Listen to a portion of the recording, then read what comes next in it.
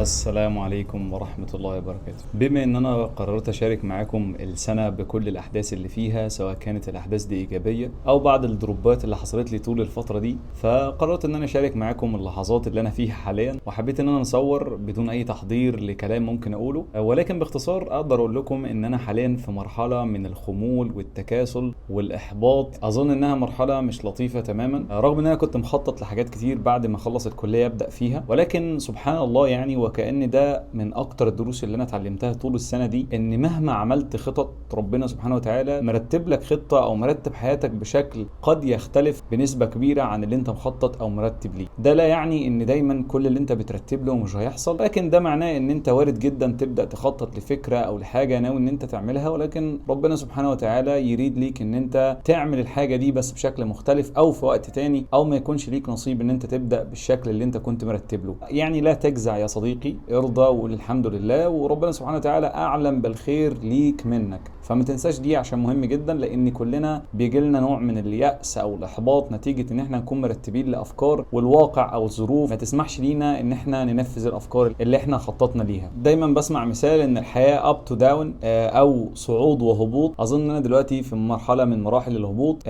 خلصت بقالي تقريبا 10 ايام، وكنت مرتب لشوية حاجات يحصلوا بعد الكلية على طول، ولكن ارادة ربنا ارادت ببعض الاشياء المختلفة عن اللي انا كنت مرتب ليه. اللي عايز اقوله ليك يا صديقي، حاول ان انت تتعلم مهارة مهمة جدا جدا، وهي مهارة ان انت تستقر مع اي خطة او مع اي حاجة تحصل ليك في حياتك. حاول تتعلم فكرة ان انت تكمل مهما كانت في عقبات. طبعا مش هنختلف من فكرة ان انت بيجي لك وقت ان انت تكون مش حابب تبدأ او تكمل او تشتغل او تعمل اي حاجة، ويمكن انا اكون بمر بالمرحلة دي بقالي 10 ايام دلوقتي. الدنيا متلخبطة معايا شوية، والافكار اللي انا كنت مرتب لها ومخطط لها ما عنديش حماس تجاهها اطلاقا. مش حابب ان انا اعمل حاجة حرفيا، لدرجة ان انا بقيت كاره الروتين اللي انا بمشي بيه طول اليوم، ولكن مش حابب ان انا اغيره. ودي حالة كده غريبة شوية، ناس كتير بتمر بيها نتيجة الضغوط ونتيجة ان انت كنت في مرحلة هي صعبة، وبدأت ان انت تدخل في مود المسؤولية، وبدأت الدنيا تتغير واهتماماتك تتغير، وحتى افكارك نتيجة الايام او الاحداث اللي بتمر بيها طول اليوم بدأت تتغير، وانت داخل على مرحلة جديدة انت مش مدرك فيها اي حاجة، فبتبدأ تفكر هتعمل ايه، طب ازاي، طب منين، ويمكن التفكير الزايد عن حده بيخليك تقف مكانك. فمن الحاجات المهمة جدا ان انت يا صديقي حاول تفضي ذهنك اول باول. حاول ان انت تكتب كل اللي بيدور في ذهنك، مهما كان اللي بيجي في بالك اكتبه، حتى لو كلام مش مترتب، لو كلام ملوش معنى، لو مجرد دوشة بس بتيجي في بالك، حاول تكتبها عشان تهرب من دايرة